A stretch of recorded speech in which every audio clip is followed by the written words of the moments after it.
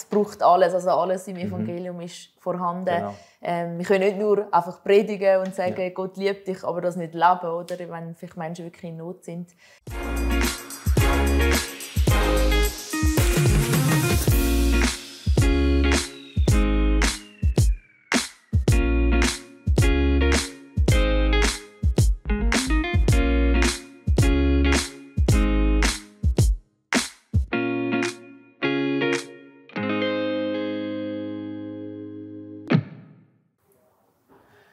LiveNet hat heute Tag der offenen Tür. Es ist auch gerade der Tag, wo, wenn ihr jetzt das Video schaut, euch daran erinnern kann, wo der erste grössere Wintereinbruch war. Also draussen schneit es ein bisschen, hat überall Schnee auf der Straße. Es ist der 30. November, wo es schon mal ein bisschen Schnee hergeht und wir eben hier am Punsch trinken sind und ein bisschen Weihnachtsgutzli und zusammen vor allem auch ein bisschen den Tag feiern mit unseren Partnern und Gästen, die hier reinschauen bei LiveNet. Und jemand, der auch reinschauen und auf einen Rundgang gekommen ist, mit mir bereits vorhin, ist Vivian Krucker-Bo. Herzlich willkommen, Vivian. Danke vielmals. Und Vivian, da trifft es voll zu, ein Partner von LiveNet, sehr befreundet. Wir gehen hier recht miteinander in ähnliche und gleiche Richtung. Jetzt frage ich dich zuerst so direkt zum Anlass eben von heute, was du bis jetzt für einen Eindruck hast oder zu der Partnerschaft allgemein oder unserem Rundgang, den wir hatten, Vivian? Ja, es war super. Also, wenn ihr heute nicht da waren, dann habt ihr etwas verpasst. Es ist mega schön eingerichtet und auch zu sehen, wie ihr jetzt unterwegs sind, auch wo du jetzt übernommen hast und was ihr alles für Projekte am Planen sind, auch das Team zu sehen und zu sehen, wie gut sie da zusammenarbeiten. Ari sehr fröhlich am Arbeiten. Ich hoffe, das ist immer so. Genau, ja. Nein, ist super. Und wir kommen auch immer gerne da hin, auch vom SEA-Team. Wir haben immer wieder Sitzungen da und fühlen uns wohl und wie unser zweites Büro. Ja, das ist sehr lässig. Sehr cool. Ah ja, ich habe noch gar nicht gesagt, natürlich, die Vivian ist Co-Generalsekretärin der Schweizerischen Evangelischen Allianz, die in Zürich den Hauptsitz hat, aber auch gerne hier bei uns ist, in Bern immer wieder mal. Seit Oktober 2022 hast du jetzt hier diese Aufgabe. Bereits und bist die erste Frau, die Generalsekretärin ist im Hauptamt so in der Schweiz, gell? Genau. Ja. Mit dem Andi Bachmann, genau. der den anderen Teil übernommen hat. Ja. Genau, nicht Deutschschweiz. Wir sind ja in der Deutschschweiz tätig und das Réseau Evangélique Suisse in der Westschweiz. Und wir haben zusammen auch Nationalvorstand und treffen uns eben auch mal hier im LiveNet-Büro mit ihnen. Genau. Ja, so gibt es so die schönen Verknüpfungen, die man eben einander immer wieder sieht. Und ich würde gerne heute einfach auf das eingehen, ja, was ist so in diesem ersten Jahr passiert für dich jetzt als Generalsekretärin? Wie erlebst du das dort so? Und gleichzeitig noch immer Landeskirchenpfarrerin auch, bist viel noch immer am Predigen. Genau. Ja, wie sieht so ein Alltag aus von der Vivian? Ja, also vielleicht gerade zum Anfang, es war sehr ein intensives Jahr. Ich habe gemerkt, wie du schon gesagt hast, ich habe Theologie studiert an der Uni Zürich und bin Pfarrerin von Beruf. Und mir war gar nicht bewusst, Generalsekretärin, das ist eigentlich ein anderer Beruf. Ich musste wie so ein bisschen das einstehen, zuerst mal den neuen Beruf kennenlernen, was sind eigentlich meine Aufgaben, was mache ich. Der Alltag ist ganz anders. Ich habe einen Bürojob, im Pfarramt bin ich viel auch am Abend unterwegs gewesen. Zwar bei der SEA schon auch ab und zu am Wochenende. Und einfach ganz viele Leute kennengelernt in diesem Jahr, auch gesehen, wie gross und wie viele Leute in diesem Reich Gottes arbeiten, das ist für mich auch, hat mir noch mal ein bisschen die Augen geöffnet. Und nicht nur in der Schweiz, sondern auch Europa und weltweit. Ich durfte gerade mit einer Konferenz starten in Sarajevo, Hauptkonferenz der Europäischen Evangelischen Allianz. Und das war sehr spannend, das war für mich so wirklich Neuland, zu merken, aha, da sind wir eigentlich noch in einem grösseren Setting drin, wirklich auch so weltweit als Christen zu verbunden sein. Und sehr viele neue Sachen. Ich bin zum Beispiel auch für die Finanzen zuständig bei uns, darf da Verantwortung tragen. Das ist etwas, was ich im Pfarramt nie machen musste, weil wir froh waren, wenn andere sich darum gekümmert haben und ich einfach genickt habe beim Budget. Und jetzt muss ich das auch verstehen können oder können Entscheidungen treffen. Das ist auch vieles Neues. Oder auch Fundraising ist bei mir. Da darf ich jetzt ein Coaching machen. Das hat mir sehr geholfen. Genau. Und ja, viele Leute kennenzulernen, mit ihnen unterwegs sein und viele verschiedene Aufgaben. Und der Alltag, jede Woche sieht anders aus. Jetzt, heute nachher gehe ich an eine Retrette vom Landeskirchenforum. Das ist auch eine Arbeitsgemeinschaft von uns, die ich vorher schon geleitet habe. Und so eigentlich auch in den ersten Kontakt mit der SEA gekommen bin. Da werden wir einfach 24 Stunden zusammen sein und ein bisschen über die Zukunft nachdenken. Nächste Woche ist das Leiterforum, wieder 2 Tage weg, wo wir mit allen Leitern, christlichen Leitern, wo du sicher auch dabei bist, uns werden treffen. Und so Sachen schätze ich auch sehr, dass wir wirklich zusammen auch überlegt, was ist unser gemeinsamer Auftrag und nicht eben allein unterwegs ist als eigene Organisation. Genau. Ja, was ich eben sehr faszinierend finde bei dir, und das, wenn ich das ein bisschen beobachte bei deinem Weg, und das zieht sich ja jetzt in das hinein, in die neue Funktion, du bewegst dich so als Landeskirchenpfarrerin sehr auch nahe im Umfeld immer wieder zu Freikirchen, du hast dort null Berührungsängste oder verbindest das irgendwie ganz elegant immer wieder miteinander, oder? Also die unterschiedlichen Arten und Kulturen. So. Ja, es gehört auch ein bisschen zu meiner Biografie. Also ich bin in der reformierten Kirche aufgewachsen. Auch vom Hintergrund, meine Mama kommt aus einer Pfingstgemeinde und mein Vater reformiert. Also habe ich das schon immer so ein bisschen mitbekommen. Und dann mit so 10 in die Jungschi, die von einer FEG war, bin ich 10 Jahre in der FEG tätig gewesen, habe dort extrem viel gelernt als Leiterin, Jungschi-Leiterin, Bandleiterin, richtig so gefordert worden, wo mir manchmal ein bisschen in der Landeskirche fehlt, auch wirklich so können einfach mal den Jungen überlassen und machen. Da habe ich wirklich sehr viel profitiert und auch während dem Studium und dann gleich aber den Ruf gespürt, in die reformierte Kirche zu gehen. Von dort her ist mir das nichts Fremdes, so reformiert und Freikirche zusammen zu verbinden. Und du hast dir ja das weiterhin wie drinnen behalten, eben, dass du auch ab und zu am Sonntag predigst. Also, genau. Ich weiss nicht, in welcher Regelmäßigkeit das noch ja, ein bisschen viel im Moment. Okay. So im Schnitt einmal im Monat, manchmal ist es sogar ein bisschen mehr. Da ich wirklich verschiedene Kirchen im Talar predigen. Und ich mache auch noch Kampfunterricht. Das hat sich auch noch ergeben in dem Dorf, wo wir wohnen, mit meinem Mann zusammen. Der unterstützt mich da im Team. Und das ist auch sehr lässig, so eine gute Ergänzung jetzt auch zum Amt von Generalsekretärin. Und das ist etwas, was wirklich voll auch Leidenschaft ist für dich, auch dass das Predigen sehr, einfach immer noch, auch für dich selber. Also, genau. Ich kann ja immer selber auch, das habe ich auch schon gemerkt, wenn ich etwas vorbereite für eine Präsentation, ist eigentlich der am meisten beschenkt ist, häufig ist man selber. Genau, redet auch so zu einem. Und es ist ein Privileg, dürfen sich Zeit nehmen, können wirklich studieren. Und das merke ich manchmal, die Zeit fehlt mir dann ab und zu, dass ich dann denke, oh, jetzt am Sonntag noch Predigt. Und wo ich als Pfarrerin wirklich sagen, das ist jetzt auch mein Job. Und jetzt merke ich, dass ich so neben dem SEA-Amt manchmal nicht so viel Zeit habe. Und ich unterrichte auch noch an der HFTDS, dem Theologisch-Diakonischen Seminar. Jetzt auch gerade das Fach Homiletik, was mir auch geholfen hat, wieder neu über nachzudenken, wie du und ich eigentlich predigen. Also für jetzt Leute, die nicht so vom Fach sind, das bedeutet? Das ist eine Predigtlehre. Das war eigentlich jetzt eine Ausnahme, dass ich es unterrichtet habe, Stellvertretung. Sonst unterrichte ich dort Ekklesiologie. Das ist die Lehre über den Gemeindebau. Genau. Vielleicht ist euch auch schon aufgefallen, dass auf diesem YouTube-Kanal keine Werbung läuft. Das hier ist die einzige Werbeunterbrechung. Mit unseren Social-Media-Plattformen generieren wir keine Einnahmen. Darum sind wir auf Spenden angewiesen.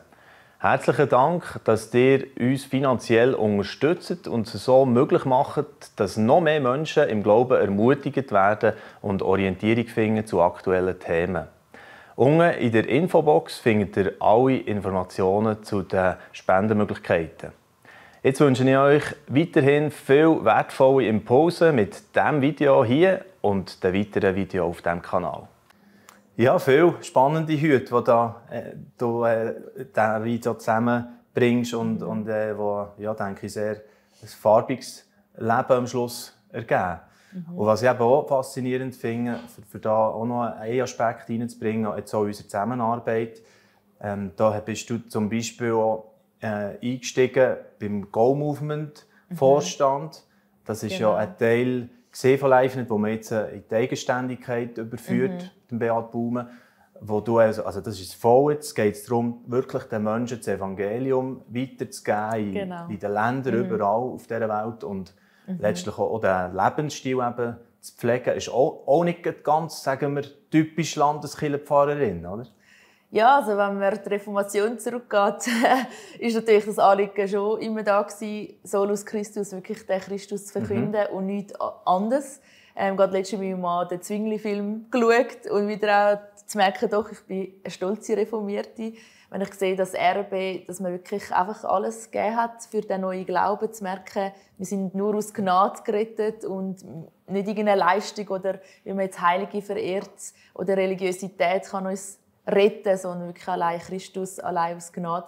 Von dort her ist es schon in der DNA als in der reformierten Also ich will Kirche. nicht jetzt das so umstellen, das ist einfach, Genau. aber es sind halt manchmal so die Bilder, oder, wo man ein bisschen Genau, hat, ja. Klar gibt es vielleicht viele Landeskirchen, die das in dem Sinne nicht mehr so im Kern leben. Aber für das stehe ich auch ein. Ich bin auch in der Kirchenpolitik im Kanton Zürich.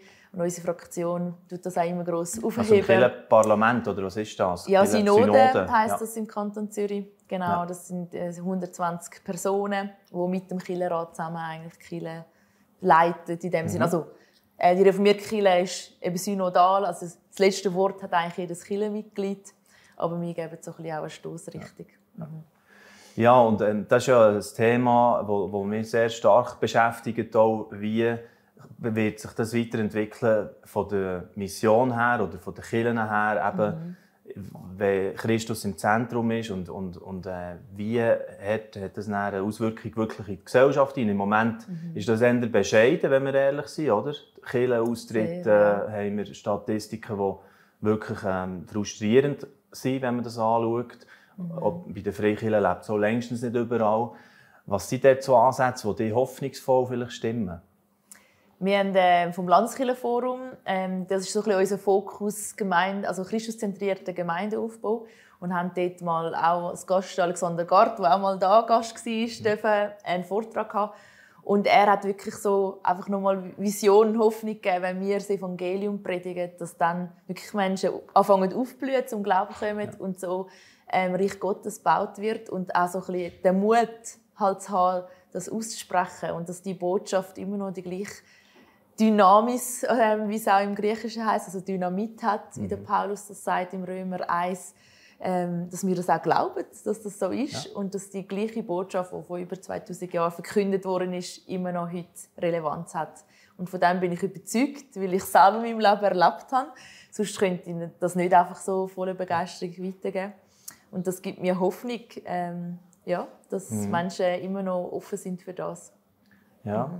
Jetzt ist ja gerade eben der Prozess, der auch an diesem Leiterforum Anfang Dezember jetzt, zum Beispiel gross, hoffentlich weiter vorangetrieben werden kann, wo man eben darüber redet, Zukunft Mission in der Schweiz. Oder es ist auch das Thema 5 Marks of Mission jetzt mehr und mehr aufgekommen, wo die Europäische Evangelische Allianz ja bereits verabschiedet hat. Also die wollen nach dem, glaube ich, jetzt wie weitergehen. Da bist du ja total involviert, was das jetzt heissen könnte. Kannst du uns dort ein bisschen mehr noch darüber erzählen? Genau. Also 5 Marks of Mission, das ist eigentlich etwas, was die anglikanische Kirche, also von England schon vor vielen, vielen Jahren, eigentlich für sich so als Mission Statement gesetzt hat und gesagt hat, dem wollen wir uns orientieren. Das ist zum einen die Lehre, also die Verkündigung, das Evangelium weitergeben. Das andere ist Jüngerschaft, also wie können wir Menschen befähigen in der Nachfolge von Jesus. Dann ist das andere soziale Gerechtigkeit, dass wir uns eben auch einsetzen, dort wo Not ist, dort wo Menschen Ungerechtigkeit erleben. Dann das andere ist die Schöpfung zu bewahren. Und das fünfte, weiss ich gar nicht mehr, ist nochmal etwas. Weißt du das? Gerechtigkeit haben wir gehabt. Genau. Ja, ich kann schnell überlegen. Wir hatten diakonische Barmherzigkeit. Ja, vielleicht ist das noch Barmherzigkeit. Genau, ja, das ist noch. Genau. Ja. Ja. Und dass man sich ein bisschen an dem orientiert und wie sagt, es braucht alles, also alles im Evangelium ist vorhanden. Genau. Wir können nicht nur einfach predigen und sagen, Gott liebt dich, aber das nicht leben, oder? Wenn vielleicht Menschen wirklich in Not sind. Und da hat auch wie die Spurgruppe von Zukunft Mission das ein bisschen ausarbeitet. Und dass wir wie uns überlegen, okay, was heisst das für die Schweiz? Wer ist vielleicht wo schon tätig, wer ist wo schon stark? Wo können wir uns ergänzen, wo können wir einander ermutigen? Und da bin ich sehr gespannt. Du hast das Leiterforum erwähnt. Da werden wir Besuch haben vom Lausanne Movement. Das ist ja ein Movement, das vor 50 Jahren angefangen hat in Lausanne mit dem Billy Graham und ganz vielen anderen Evangelisten. Wirklich so der Auftrag, zu sagen, wir müssen das zusammen machen, das Evangelium verkünden. Und da wird jetzt nächstes Jahr in Seoul, in Südkorea, wieder ein Treffen sein, wo von überall von der Welt Leute zusammenkommen. Und eben die Leiter von Europa werden am Leiterforum auch sein und uns auch ein bisschen in das mit einnehmen. Und für mich ist es wirklich so ein Timing von Gott. Es ist nicht Zufall, dass irgendwie alles ein bisschen zusammenkommt. Und ich bin auch gespannt, was passiert. Ja, geht mir genau gleich. Und mir begeistert es einfach eben, wenn du das so sagst, wir müssen es zusammen machen, oder? Und das ist ja auch ein Leitgedanke von der SCA insgesamt, oder? Genau, gemeinsam besser. Gemeinsam besser, ja, ist ja euer Claim, den ihr da habt. Und das ist das, was wir ja jetzt zum Beispiel auch konkret immer mehr umsetzen mit der Hauptregio-Zeitung oder einer Hauptzeitung insgesamt. Es gibt jetzt auch eine nationale, wo wir zusammen fusioniert haben im redaktionellen Bereich, also LiveNet und SCA. Ich glaube, das könnte beispielhaft schon dort genannt werden, oder? Ja, ich denke, das ist wirklich eine Frucht von dem, dass man gemerkt hat, man muss nicht parallel arbeiten. Wir hatten ja die 4 Stunden für den Glauben gehabt, CA und ihr Hope. Und irgendwann hat man gemerkt, eigentlich, wieso nicht das zusammen tun, weil wir ja auch in den Regionen arbeiten mit der Evangelischen Allianz und mit den Sektionen vor Ort und dass man das super gut verbinden kann. Teilweise haben wir ja auch Geschichten von euch genommen oder ihr von uns. Und wieso nicht gerade von Anfang an zusammen zu arbeiten, das finde ich super. Und das beobachte ich allgemein, so seit ich jetzt ein Jahr bei der SEA bin. Es hat viele tolle Organisationen, es gibt so viele Sachen, aber ich habe manchmal das Gefühl, man läuft ein bisschen doppelspurig. Es gehört auch ein bisschen zum Protestantismus, dass man sich immer wieder spalten muss. Aber das hat auch seine, das ist auch okay. Aber ich denke, manchmal könnte man vielleicht auch sagen, wir machen die Sachen zusammen. Wir arbeiten ja eigentlich fürs Gleiche. Ja, ich glaube, das erlebe ich jetzt ehrlich gesagt auch in der Zeit, wo ich als Geschäftsführer jetzt von LiveNet unterwegs bin, dass ein Momentum da ist, wo glaube, die Generation, wo mehr und mehr eben jetzt am Drücker ist, das eben merkt, hey, wir können doch das zusammen. Ja. Und jetzt, auch im Hope merke ich, da schließen sich schon andere jetzt wie an und das kann noch weiter Kreise ziehen und andere Projekte ganz sicher auch. Ja. Also das macht Freude, ja. Und da ist ja auch das Bild von der Spurgruppe von Zukunftsmission, dieser Geschichte von den 4 Freunden, die den Gelähmten zu Jesus bringen und Jesus ihn heilt. Ja. Und das ist so ein bisschen das Bild geworden, dass man sagt, hey, wir müssen den Auftrag, das Evangelium den Menschen zu bringen, zusammen angehen. Gut, schauen wir, wie das noch weiter konkret Formen annimmt, auch im nächsten Jahr, wo wir da weiter zusammen dran sind. Vivian, jetzt sind wir ja da oder, so ein bisschen weihnachtlich schon eingestellt oder eingerichtet im LiveNet-Büro und Weihnachten kommt wirklich ja gleich wieder. Was bedeutet das aber für dich, das Fest im Jahr? Ja, es ist, denke ich, eines der wichtigsten christlichen Feste bei uns. Und für mich jetzt auch gerade, als reformierte Pfarrerin eigentlich auch das Fest, wo am meisten Leute in die Kirche kommen. Und ich darf auch tatsächlich am 24. den Familiengottesdienst gestalten, wo anscheinend die Kirche dann immer voll ist im Pfungen, wo ich wohne. Und das ist für mich ein riesiges Geschenk, dass Menschen dann halt kommen, die vielleicht mit der Kirche eher distanziert sind. Vielleicht sind sie noch Mitglied, aber jetzt nicht regelmäßig in die Kirche gehen. Und ihnen einfach die Botschaft geschmackhaft machen, dass Jesus in die Welt gekommen ist, um uns näher zu kommen, dass Gott uns so näher gekommen ist in Jesus und sein Leben für uns gelassen hat. Und das ist die beste Botschaft, die wir weitergeben können. Ja. Also ich finde es super Aufhänger. Früher bin ich auch viel auf der Straße und da haben mich die Leute gefragt, ja, was hat das bei Weihnachten mit Ostern zu tun? Sich einer als Osterhase verklären und jemand als Samichlaus. Und die Leute haben so, keine Ahnung, ja, bringen Geschenke. Und dann merken wir manchmal auch, wie weit weg die Leute sind, aber wie offen sie dann auch sind. Und man sagt, darf ich es ihnen erklären? Und sagt, ja, um was geht es eigentlich an Weihnachten? Gerade jüngere Leute sind da sehr offen, einfach über Glauben zu reden auf der Straße. Ja. Genau. Und jetzt weisst du schon ziemlich genau, was du hier bringst, ganz konkret bei dieser Predigt. Weißt, oder bist du eher so eine kurzfristige? Im Moment bin ich eher kurzfristig unterwegs, weil ich einfach so viel auf einmal habe. Die grosse Geschichte ist vorgegeben, also ist klar. Aber genau. Nein, da muss ich ehrlich sagen, wenn ich noch keine Ahnung, also falls irgendjemand, der da zuhört, Ideen hat, dürfen wir gerne schreiben. Genau, lass ich noch auf mich zukommen. Ja, klar. Also. Hey, super. Spannend, dich mal ein bisschen so kennenzulernen, auch jetzt hier in diesem Rahmen, oder ein bisschen zu hören, was du erlebst, eben als Co-Generalsekretärin der SCA. Danke vielmals für die Partnerschaft und sehr schön, dass du reinschauen kannst. Am Tag der offenen Tür. Sehr gerne. Und eine schöne Weihnachtszeit natürlich wünsche ich dir auch. Merci vielmals. Ja, das also einer der Gäste, oder jetzt Vivian Krucker-Boh an dem Tag der offenen Tür. Wir werden noch weitere Berichte und Videos sicher streuen, was wir erleben an diesem Tag der offenen Tür. Und logisch gibt es auch immer wieder Talks. Alle 2-3 Tage geht etwas Neues auf bei uns auf dem YouTube-Kanal bei LiveNet. Unbedingt gerne abonnieren, wenn ihr nicht schon ein Abo habt von unserem Kanal oder auch auf den anderen Kanälen, Spotify oder Instagram. Ich kann uns vielen Orten folgen. Danke vielmals fürs Interesse und tschüss. Dieses Video ist nur möglich dank freiwilliger Unterstützung der Community. Unser Ziel ist es, täglich ein neues Video zu veröffentlichen. Um dieses Ziel zu erreichen, suchen wir 365 Videopartner, die uns mit je 150 Franken pro Jahr unterstützen. Als Videopartner trägst du direkt dazu bei, dass noch mehr Menschen das Evangelium hören und im Glauben ermutigt werden. Melde dich jetzt als Videopartner an unter www.livenet.ch/Videopartner.